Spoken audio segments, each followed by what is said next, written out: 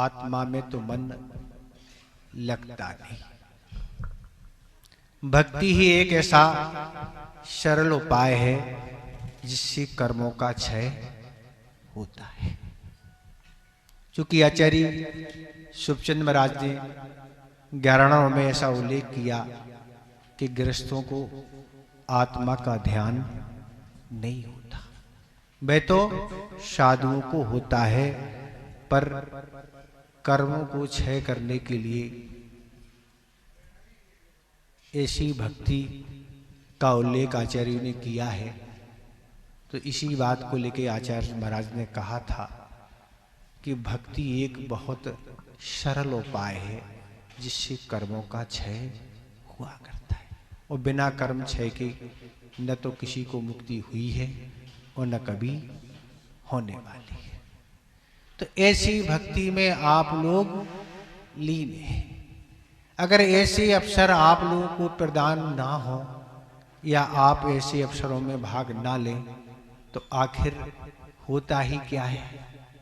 हमारा समय अन्य अन्य पाप व विषय कषायों में भी ही समय व्यतीत होता है। तो एक तो कर्मों की जो हानि होने चाहिए, इस भक्ति में सम्मिलित होने से हम उससे दूर हो जाते हैं, और दूसरी ओर ऐसा पुण्य संचय जो भक्ति से होता है उससे भी हम वंचित रह जाते हैं।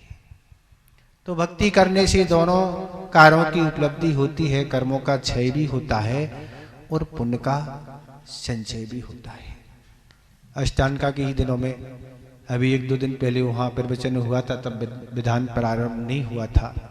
तब हमने यही कहा था कि गुरुदेव हमेशा यही कहते थे कि ऐसी भक्ति या धार्मिक अनुष्ठान में कार्य करने से ऐसे पुण्य का संचय होता है कि वह पुण्य कभी पीछा नहीं छोड़ता। व्यक्ति जहां जाता है वह पुण्य साथ में जाता है, और पुण्य के माध्यम से उसको सारी अनुकूलता बनती चली जाती है। तो ठीक विपरीत स्थिति वह भी होती है कि व्यक्ति जब अच्छे कार्य नहीं करके बुरे कार्य करता है तो पाप संचय करता है, तो पाप भी उसका पीछा नहीं छोड़ता। चूंकि आचार्य वादीराज महाराज ने एक ही भाव स्तुति में लिखा है कि कर्मों की स्थिति ऐसी होती है कि संसारी प्राणी बंद एक बार उस कर्म का करता है, पर फल भवों भवों तक मिलता रहता है। जिस तरह बैंक में आप एक साथ काफी राशि जमा कर दें, उसको बार बार आप निकालते रहते हैं। मोबाइल में बैलेंस आप कई माह का डला सकते हैं, पर खर्च तो क्रम से एक दिन का होता है। इसी तरह कर्मों की स्थितियां होती हैं। अगर पाप कर्म का एक बार भी बंद कर ही लिया तो कुछ कर्मों की स्थिति ऐसी होती है जो एक भाव नहीं अनेक भाव में उनका उदय चलता है। इसलिए आचार्य ने संकेत और सचेत किया है कि सावधान, जिस समय इस तरह से कर्मों के उदय में ऐसे भाव हो जाए करते हैं, उनमें सावधान होने के लिए आचार्य ने कहा है। तो ऐसी स्थिति में हमेशा बचना चाहिए। ऐसे प्रसंग आते हैं जिससे हम ऐसे निधत्ती और निकाचित कर्मों का बंध ना हो जाए। तो ऐसी सारी स्थितियां होती हैं जो भक्ति से सारे कर्म निर्जीत हो जाते हैं। श्री पाल का तो ऐसा निकाचित ही कर्म था, कैसा उसका उदय था। पर मेना सुंदरी और श्री पाल दोनों ने ऐसी निस्वार्थ भाव से प्रभु की सिद्ध भगवान की आराधना की कि वह निकाचित कर्म भी समाप्त हो गया। ऐसी प्रसंग को लेकर एक बात हम आपके सामने ला रहे हैं, जिसका जन्म अदर कुल में हुआ। इतना पुण्य नहीं था कि उसका जन्म जैन कुल में हो सके, पर वह अदर कुल में जब जन्म हुआ, वह कन्या विवाह के योग जब हो गई तो उसी के अनुरूप उसका विवाह भी उसी कुल में हो गया। पर वह जब विवाहित हो गई उसने जब जैन धर्म की विशेषताएं देखी कि जैन धर्म बड़ा विशाल है, इसमें इसकी क्रियाएं और सारी की सारी अच्छाई है, तब उसने अपने धर्म को छोड़कर, अदर धर्म को छोड़ के जैन धर्म को अंगीकार कर लिया और जैन धर्म के अनुसार ही सारी पूजन पाठ जो कुछ होता था वही करती थी। और धीरे धीरे पति को भी जैन धर्म की विशेषताएं बता के पति को भी जैन धर्म का अनुयायी बना लिया। दोनों पति पत्नी अब जैन बन गए, जैन धर्म के अनुसार ही सारी क्रिया करते थे। और कुछ दिन के उपरांत एक पुत्र रत्न की प्राप्ति दोनों के यहाँ हुई। और पुत्र रत्न होने से उनके मन में एक जिज्ञासा थी कि आखिर यह पुत्र आगामी जीवन में क्या प्राप्त करेगा। तब जोशी के पास जाके जिस दिन, जिस बार आदि को, वर्ष आदि को लेके जन्म हुआ था, जाके जोशी से बताया कि इस दिन हमारे यहाँ इस बालक का जन्म हुआ, इसकी आप कुंडली तैयार कर दें। जब सारी चीजें उस जोशी ने देखी तो जोशी ने यही बताया, तुम्हारे यहाँ जो पुत्र रत्न हुआ है वह आगामी समय में त्रिलोक पूज्य होगा।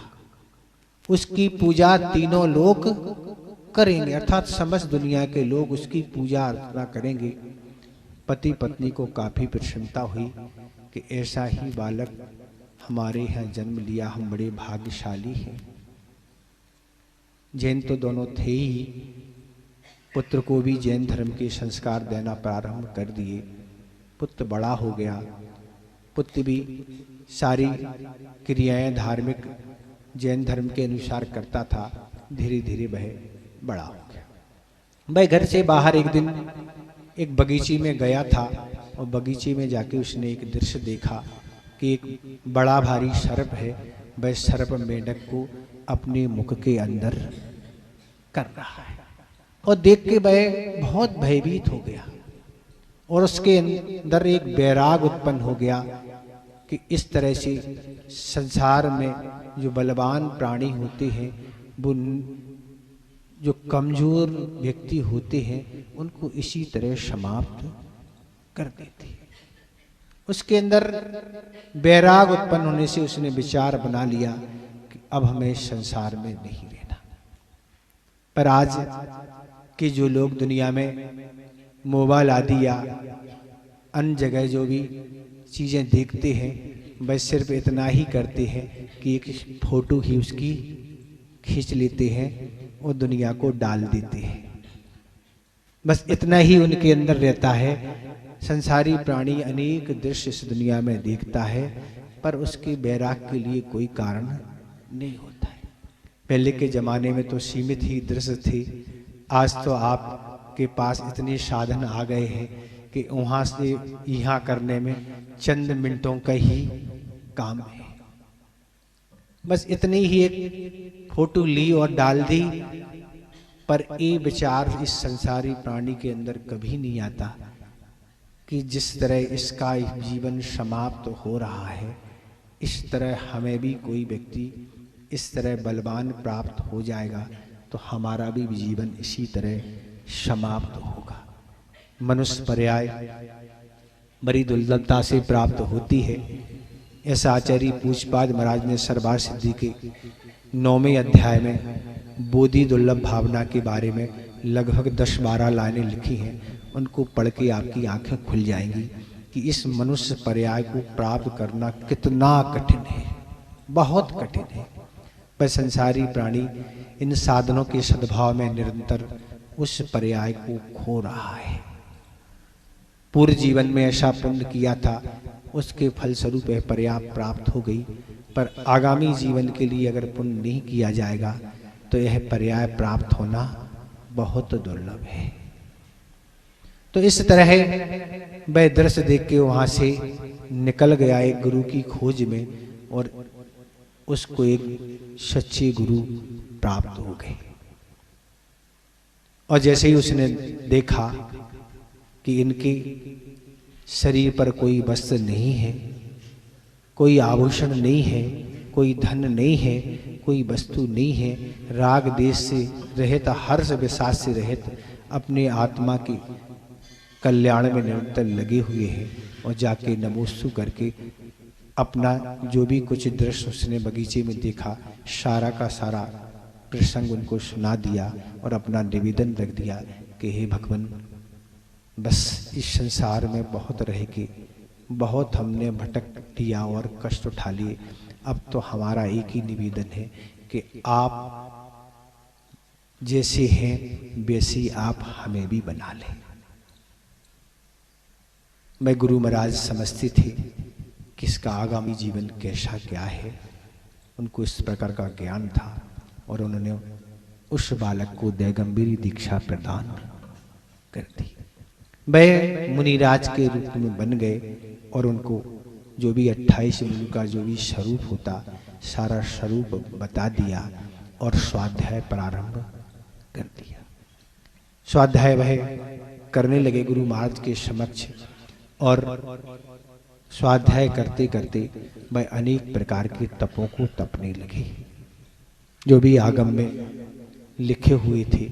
और इस तरह तप वह तपने लगे कि उनको इस प्रकार की सिद्धियां प्राप्त हो गई कि जिस जल से उनके चरण धुलाए जाते थे उस जल को अगर लोहे में लगा दिया जाए तो वह लोहा स्वर्ण बन जाता था। अगर वह जमीन में पैदल मुनिराज चलते थे, मिट्टी के साथ जो भी पत्थर छोटे छोटे रहते थे उनका अगर उनके चरणों से स्पर्श हो जाए तो वह सोना बन जाते थे।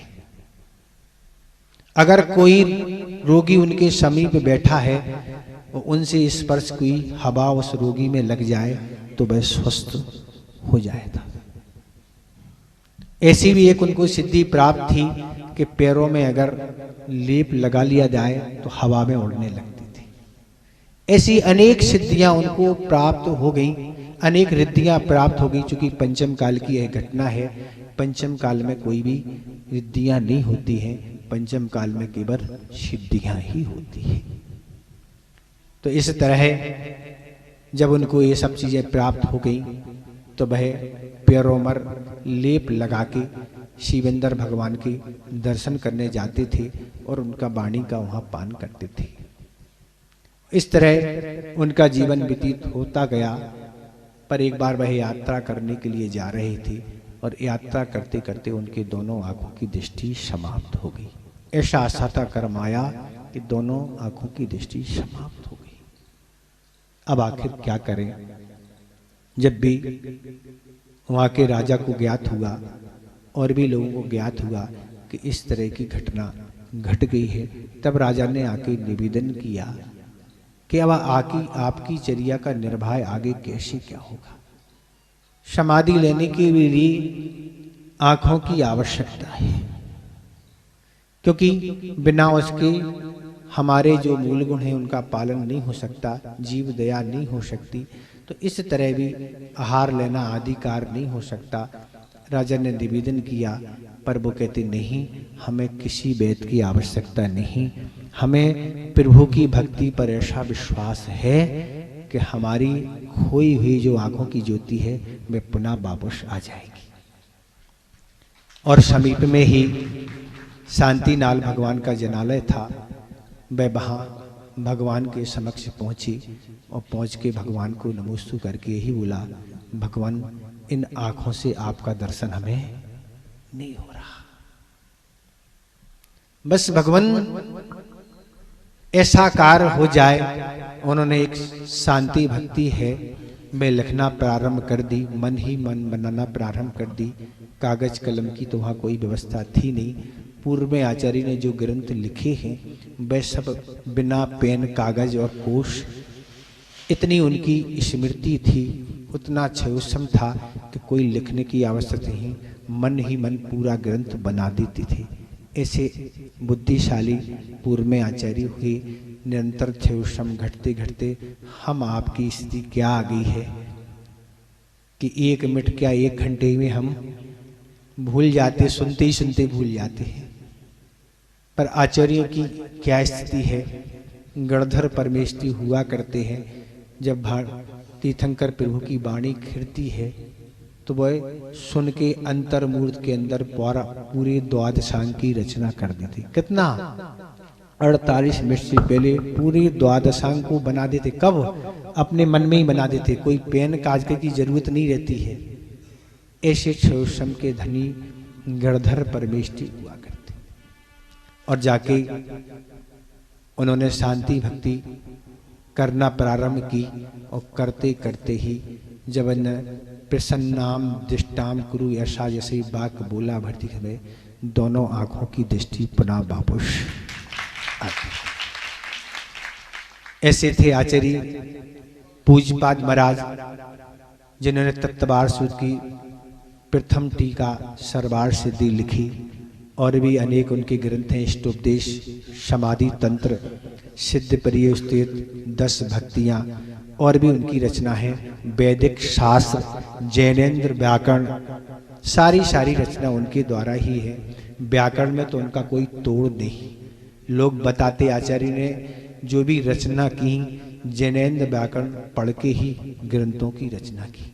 संस्कृत का सीखने की एक विधि है, वह है जैनेन्द्र व्याकरण। उसके माध्यम से संस्कृत कैसे सीखी जाती है व्याकरण के लिए।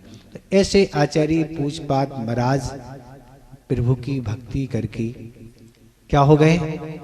वह अशाता कर्म से जो उनको विपत्ति आई थी, आंखों की दृष्टि समाप्त हो गई, वह पुनः वापस आ गई। तो ये भक्ति कोई छोटा रूप नहीं है। भक्ति अगर कोई मांग नहीं की जाए और सावधानी पूर्वक मन वचन काया से की जाए तो बहुत कर्मों का क्षय करके बहुत पुण्य संचय किया जाता है। कोई छोटी चीज नहीं। बड़े बड़े आचार्यों ने भी भक्ति की है। आचार्य कुंद महाराज ने 10 भक्तियां रची हैं। और भी गृहस्थों के भी बहुत सारे प्रसंग आगम में आते हैं, कथाएं आते हैं। उनके माध्यम से हम बहुत कुछ प्राप्त कर सकते। और अष्टांग का पर्व वैसे ही चल रहे। सावन दिनों में जो फल इस भक्ति करने का मिलता है, पर पर्वों में विशेष फल और प्राप्त होता है। तो इस समय तो आपका काफ़ी हो रहा है। आपको आगे भी यात्रा आर्गों की करना है। ज़्यादा कुछ आपको बताना नहीं है, बस संक्षेप में तो हम यही बताते हैं। जो भी अवसर आपको प्राप्त हुए हैं उत्साह पूर्वक उन सिद्ध प्रभु की आप आराधना करिए। वह आगामी जीवन के लिए आप कलेवा का संचय कर रहे हैं। आचार्य महाराज यही कहते थे कि जब भी कोई व्यक्ति जाता है यात्रा पे तो भोजन करने के बाद साथ में कलेवा भी रख लेता है। उस समय भोजन का समय होता है, उसको खोला और कर लिया। कोई होटल की जरूरत नहीं। अब सारे सिस्टम महाराज बदल चुके हैं। अब तो पैसा रखने की भी कोई जरूरत नहीं, भोजन की तो कोई जरूरत है ही नहीं। पर इससे हम धर्म से दूर होते चले जा रहे हैं, अहिंसा से दूर होते चले जा रहे हैं और धन का भी अपव्यय निरंतर हो रहा है। तो इसी तरह आचार्य महाराज कहते थे, इसी तरह पुण्य रूपी कलेवा को आप बांध के रख लो। इस पर्याय में जो आगामी काल में वह पुण्य काम में आएगा। इतना ही हम पर्याप्त समझते हैं। अहिंसा परमो धर्म की।